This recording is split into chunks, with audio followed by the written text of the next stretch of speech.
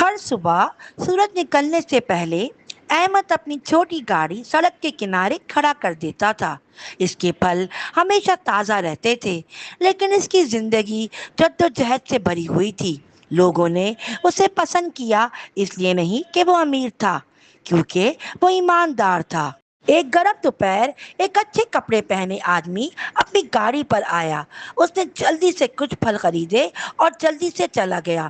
احمد ہمیشہ کی طرح مسکرایا اور اپنا کام جاری رکھا۔ چند منٹ بعد احمد نے کچھ غیر معمولی محسوس کیا۔ ایک کالا بیگ اس کی کارٹ کے پاس پڑا ہے، یعنی اس کی ریڑھی کے پاس پڑا ہے۔ اس نے اسے اٹھایا اور پھر ادھر دیکھا، شاید کوئی بھول گیا ہے، اس نے سوچا۔ آہستہ سے اس نے بیگ کھولا۔ اس کی آنکھیں صدمے سے پھیل گئی۔ یہ پیسوں سے بھرا ہوا تھا۔ ایک لمحے کے لیے اس کا دل تیزی سے دھڑکنے لگا۔ یہ رقم اس کی زندگی بدل سکتی تھی۔ وہ ایک بڑی دکان خرید سکتا تھا، اپنے خاندان کو بہتر زندگی دے سکتا تھا۔ لیکن پھر اس نے آنکھیں بند کر لیں۔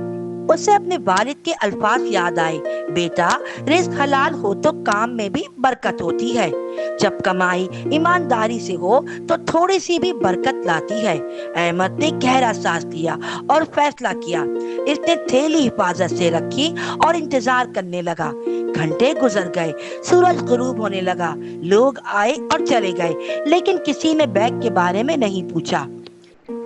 ابھی احمد جانے ہی والا تھا کہ ایک آدمی دوڑتا ہوا آیا، فکر مند، ساز بند، تقریباً آنسوؤں میں۔ میرا بیگ، کیا کسی نے میرا بیگ دیکھا ہے؟ وہ رویا۔ احمد اطمینان سے آگے بڑھا اور بولا، کیا یہ تمہارا ہے؟ آدمی نے بیگ کی طرف دیکھا اور اس کی آنکھیں بند، آنسوؤں سے بھر گئیں۔ ہاں ہاں، یہ میرا ہے، انہوں نے کہا۔ اس نے جلدی سے اسے کھولا۔ اس آدمی نے بے یقینی سے احمد کی طرف دیکھا۔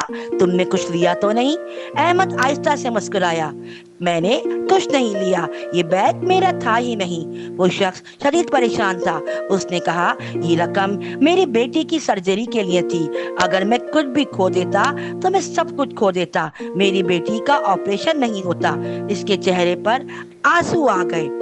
اس نے احمد کو بڑے انعام کی پیشکش کی، لیکن احمد نے شائستگی سے انکار کر دیا۔ میں نے انعام کے لیے واپس نہیں کیا، اس نے کہا، میں نے اسے من کے لیے واپس کیا ہے۔ آدمی نے اصرار کیا اور آخرکار اس نے صرف پیسے ہی نہیں دیے، اس نے احمد کی ایک مناسب پھل کی دکان کھولنے میں مدد کی۔ اس دن سے احمد کی زندگی بدل گئی، لیکن پیسے کی وجہ سے نہیں، ایمانداری کی وجہ سے۔